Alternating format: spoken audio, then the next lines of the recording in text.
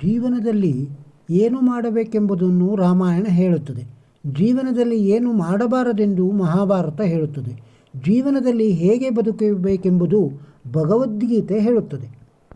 ಧಾರ್ಮಿಕ ವಿಚಾರ. ಅಶ್ವಿನಿ ಕುಮಾರರು ಅಂತ. ಅಶ್ವಿನಿ ಕುಮಾರರು ಎಂದೊಡನೆ ನಮ್ಮ ಮನಸ್ಸಿನಲ್ಲಿ ಥಟ್ ಅಂತ ಮೂಡುವ ಚಿತ್ರ ಪಾಂಡವರ ಕಿರಿಯ ಸಹೋದರರು, ಮಾದ್ರಿಯ ಅವಳಿ ಮಕ್ಕಳಾದ ನಕುಲ ಮತ್ತು ಸಹದೇವ. ಅಶ್ವಿನಿ ದೇವತೆಗಳು ಸೂರ್ಯದೇವ ಹಾಗೂ ಪತ್ನಿ ಸರಣ್ಯುವಿನ ಸಂಜ್ಞ ಅವಳಿ ಪುತ್ರರು.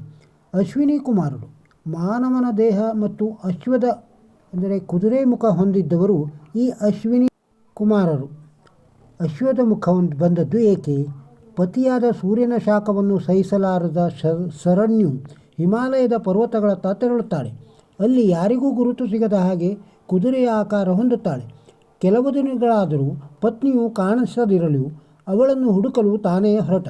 ಹಿಮಾಲಯದ ಕಾಡಿನಲ್ಲಿ ಕುದುರೆಯ ರೂಪದಲ್ಲಿದ್ದ ಪತ್ನಿಯನ್ನು ಗುರುತಿಸಿ ತಾನೂ ಕುದುರೆಯ ರೂಪ ಪಡೆದುಕೊಳ್ಳುತ್ತಾನೆ. ನಂತರ ಅವರಿಬ್ಬರ ಮಿಲನದ ಸಂಕೇತವಾಗಿ ಜನಿಸಿದವರೇ ಅಶ್ವಿನಿ ಕುಮಾರರು. ಈ ಅವಳಿ ಮಕ್ಕಳಲ್ಲಿ ಮೊದಲು ಜನಿಸಿದವನು ನಸತ್ಯ, ನಂತರ ಜನಿಸಿದವನು ದರ್ಶ. ನಸತ್ಯ ಆಯುರ್ವೇದ ನಿಪುಣನಾದನೇ, ದರ್ಶ ಔಷಧಿ ಪಂಡಿತನ. ಮನುಕುಲಕ್ಕೆ ಆರೋಗ್ಯದ ತೊಂದರೆಗಳನ್ನು ಬಂದಾಗ ಕುದುರೆ ಓಡುವಂತೆ ನಾಗಾಲೋಟದಲ್ಲಿ ಜೊತೆಯಾಗಿ ತೆರಳಿ ತೊಂದರೆಗಳನ್ನು ಪರಿಹರಿಸುತ್ತಿದ್ದನು. ನಕುಲ ಸಹದೇವರು ಹೇಗೆ ಅಶ್ವಿನಿ ಕುಮಾರರು? ನಕುಲ ಸಹದೇವರು ಹೇಗೆ ಅಶ್ವಿನಿ ಕುಮಾರರು ಆದರು? ಅವಿವಾಹಿತಳಾದ ಕುಂತಿಗೆ ದೂರ್ವಾಸ ಮುನಿಗಳು ಮಂತ್ರಶಕ್ತಿಯನ್ನು ನೀಡುತ್ತಾರೆ. ಆ ಮಂತ್ರಶಕ್ತಿಯಿಂದ ನೀನು ಯಾವ ದೇವತೆಯನ್ನು ಕುರಿತು ಆಹ್ವಾನ ಮಾಡುತ್ತೀಯೋ ಆಯಾ ದೇವತೆಗಳು ಪ್ರಸನ್ನವಾಗಿ ಒಬ್ಬ ಪುತ್ರನ ಜನನವಾಗುವುದಾಗಿ ಅನುಗ್ರಹಿಸುತ್ತಾರೆ. ಅವಿವಾಹಿತ ಕುಂತಿ ಆ ಮಂತ್ರದ ಶಕ್ತಿಯನ್ನು ಪರೀಕ್ಷಿಸಲು ಮೊದಲು ಸೂರ್ಯದೇವನನ್ನು ಆಹ್ವಾನಿಸಿದಾಗ ಜನಿಸಿದವನು ಸೂರ್ಯಪುತ್ರ ಕರ್ಣ. ವಿವಾಹದ ನಂತರ ಮಂತ್ರ ಪ್ರಯೋಗದಿಂದ ಯಮನನ್ನು ಆಹ್ವಾನಿಸಿದಾಗ ಜನಿಸಿದವನು ಯುಧಿಷ್ಠಿರ. ವಾಯುವನ್ನು ಆಹ್ವಾನಿಸಿದಾಗ ಜನಿಸಿದವನು ಭೀಮ.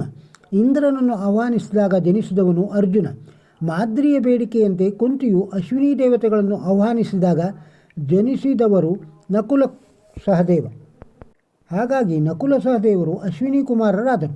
ಇಲ್ಲಿ ಮಾದ್ರಿಯ ಚುರುಕು ಬುದ್ಧಿವಂತಿಕೆಯನ್ನು ಮೆಚ್ಚಬೇಕಾದ. ದೂರ್ವಾಸರ ಮಂತ್ರಶಕ್ತಿಯು ಕೇವಲ 5 ಬಾರಿ ಮಾತ್ರ ಬಳಸಲು ಸಾಧ್ಯ. ಈಗಾಗಲೇ ಕುಂತಿಯು ಕರ್ಣ, ಯುಧಿಷ್ಠಿರ, ಭೀಮ ಮತ್ತು ಅರ್ಜುನರನ್ನು ಪಡೆಯಲು 4 ಬಾರಿ ಮಂತ್ರಶಕ್ತಿಯನ್ನು ಪ್ರಯೋಗಿಸಿದ್ದಾಗಿತ್ತು. ಉಳಿದದ್ದು 1 ಬಾರಿ ಮಾತ್ರ. ಹಾಗಾಗಿ ಮಾದ್ರಿಯು ಅಶ್ವಿನಿ ದೇವತೆಗಳನ್ನು ಆಹ್ವಾನಿಸಲು ಕುಂತಿಯಲ್ಲಿ ಬೇಡುತ್ತಾಳೆ. ಒಂದೇ ಕಲ್ಲಿನಿಂದ 2 ಹಕ್ಕಿಗಳನ್ನು ಹೊಡೆದ ಹಾಗೆ ಇಬ್ಬರು ಪುತ್ರರನ್ನು ಪಡೆದಳು ಎಂಬುದು ಗಮನಾರ್ಹ. ಎಲ್ಲರಿಗೂ ಗೊತ್ತಿರೋ ಒಂದು ವಿಚಾರ, ಸಂಜೆ ಹೊತ್ತಲ್ಲಿ ಮನೆಯಲ್ಲಿ ದೀಪ ಹಚ್ಚಿದ ಮೇಲೆ ಕೆಟ್ಟ ವಿಚಾರಗಳು, ಕೆಟ್ಟ ಮಾತುಗಳು, ಆಲೋಚನೆಗಳು ಮಾಡಬಾರದು. ಅಶ್ವಿನಿ ದೇವತೆಗಳು ತಥಾಸ್ತು ಅಂತ ಇರ್ತಾರಂತೆ. ಹಾಗಂತ ಹಿರಿಯರು ಹೇಳಿದ್ದು. ಇವರನ್ನು ತಥಾಸ್ತು ದೇವತೆಗಳು ಅಂತಲೂ ಕರೆಯುತ್ತಾರೆ. ಭಗವಂತನ ಪ್ರೇರಣೆಯಂತೆ ಯಾವಾಗ ಏನಾಗಬೇಕು ಅದು ಆಗಿಯೇ ಆಗುತ್ತದೆ. ಯಾರ ಹಣೆ ಬರಹ ಯಾರು ಬದಲಿಸಲು ಸಾಧ್ಯವಿಲ್ಲ. ಆದರೆ ನಡೆವ ಹಾದಿ ಸ್ಪಷ್ಟ ಮತ್ತು ಮಾಡುವ ಪ್ರಯತ್ನ ನಿರಂತರವಾಗಿರಬೇಕು. ನಮ್ಮ ಚಾನಲ್ಗೆ ಸಬ್ಸ್ಕ್ರೈಬ್ ಆಗಿ ಹಾಗೂ ಈ ವಿಡಿಯೋಕ್ಕೊಂದು ಲೈಕ್ ಕೊಡಿ ಮತ್ತು ಇದನ್ನು ಬೇರೆಯವರಿಗೂ ಶೇರ್ ಮಾಡಿ. ನಮಸ್ಕಾರ.